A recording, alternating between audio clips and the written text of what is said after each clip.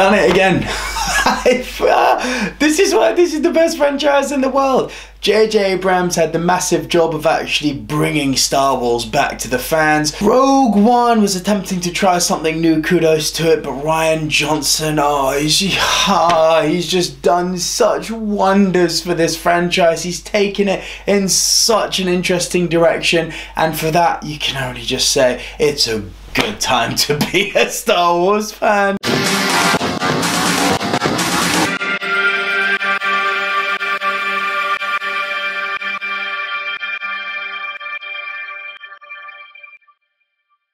So Star Wars The Last Jedi, the direct follow-up to The Force Awakens, directed by J.J. Abrams, this time directed by Rian Johnson, and it picks up pretty much exactly where Episode 7 left off. Now the thing about this movie is it's all about the big set pieces.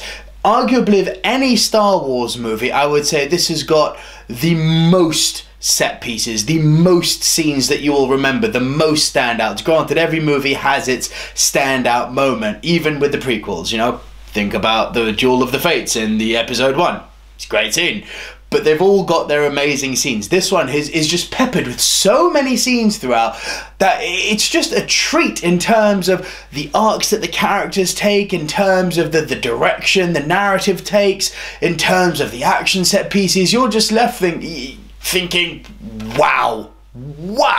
Now the thing that this movie does oh so very well is that it doesn't betray the foundations that J.J. Abrams set. That being, bring in these new characters, bring in Rey, Finn and Poe Dameron, and introduce these people as the new powerhouses of Star Wars, while not making Luke and Leia irrelevant, but making them side characters, and the movie ultimately succeeds brilliantly in doing that. The role of Luke and Leia, extremely important and felt throughout the movie. Even in the scenes which they're not directly involved in, you feel their presence.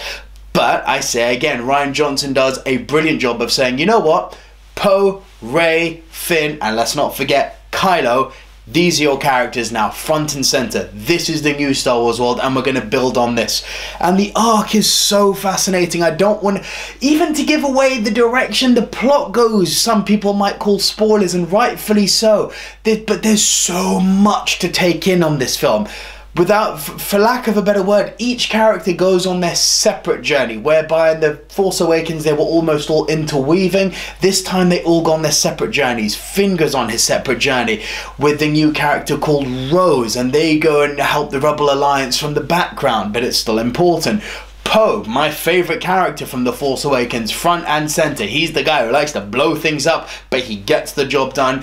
And my god, just a quick tangent here, my god, his scenes in the X-Wing in this movie, if you thought the Resistance arriving over the water in Episode 7 was special, wait for the opening scene in this one. And Rey, of course, we all know from the trailers which direction this is going in. This is very much like a Karate Kid, Mr. Miyagi and Daniel-san, like a Luke and Yoda from Episode 5. But it's not. See, people accused J.J. Abrams of being a bit copy and paste with Episode 7, just copying and pasting from Episode 4, and whereby people are expecting The Last Jedi to be, or maybe fearing The Last Jedi to be, a copy and paste of Episode 5. Not the case. The thing that really sticks with me, and I've just come from seeing it at the premiere here in London, the thing that sticks with me so much after this movie is that of all the Star Wars movies, this is the one that's going to stand the test of time. Not just because there's so much in there and because the storylines are so dense and complex, but this Star Wars almost transcends what being a Star Wars movie is. This isn't just a great Star Wars movie, this is actually a great movie. This is the deepest, most multi-layered Star Wars movie we've ever had. I'm gonna say right off the bat, is it my favourite? No. That crown still belongs to The Empire Strikes Back. But it's up there, man. It's absolutely up there. I'm not going to go into a ranking right now, but Rian Johnson has really made this universe his own. It's got the Star Wars stamp, scent, action style all over it, but it's very much a new Star Wars with everything that you love, and for that you can only credit him. But not every movie is perfect, as we know, and there's one or two decisions they make, and it's mostly with the villains where I thought, I didn't like that.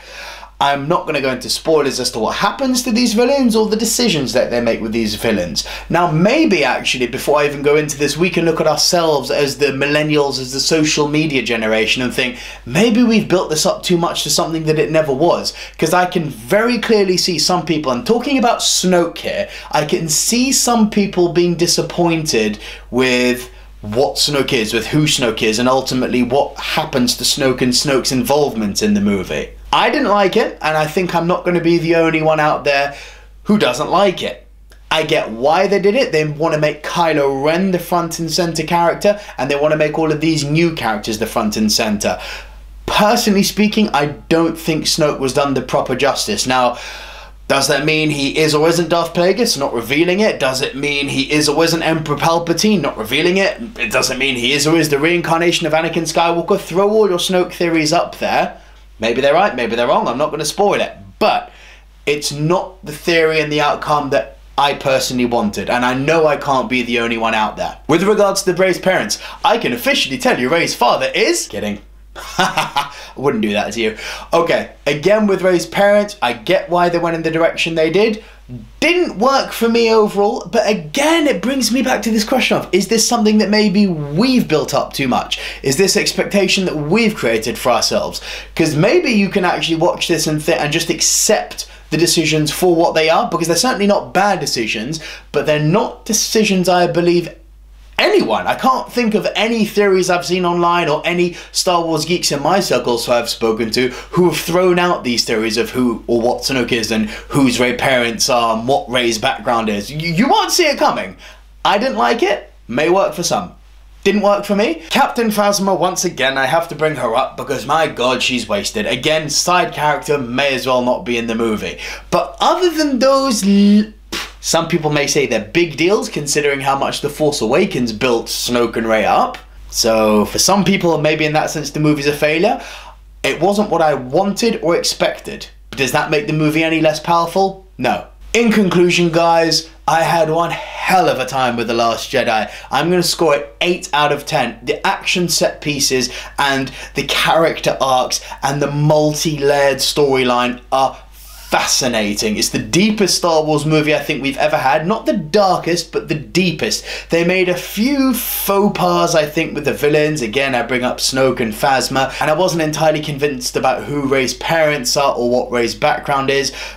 So to that degree, maybe, as I said, to some people it's going to be a failure, but I would say don't consider it a failure, just open your mind up and consider it to be maybe something you weren't expecting. Is it bad? No. And does the rest of the movie make up for it in abundance? Absolutely. Oh, one thing I forgot to add, it does drag a touch in the middle. You do feel that this is a 2.5 hour long movie. The beginning and the end, mind-blowingly good. The middle could have had a little bit more love in the snipping room. Otherwise, guys, I've found very, very little to fault in this movie. It's up there. It's one hell of a Star Wars movie, and I can anticipate, while some fans may not be expecting this type of Star Wars movie, I cannot but give endless credit to Rian Johnson for a very well put together, intelligent, multi-layered movie. And just say, you know what, Rian Johnson, well done, mate. It was a pleasure seeing him at the screening, and it was a pleasure hearing about his passion in person, and it was a pleasure watching his movie. So 2 thumbs way up for me. 8 out of 10. Really loved it. Over to you guys. Have you seen Star Wars The Last Jedi, and what did you think of it? What is your favourite Star Wars movie, and where do you rank this in the new Star Wars? So give me your lists. Do we think Force Awakens is the best, Rogue One is the best, or Last Jedi is the best? Dying to hear what you all think. Please leave your thoughts in the comments below. Hit that subscribe button, and until next time, guys, from the Silver Screen Dudes, see ya.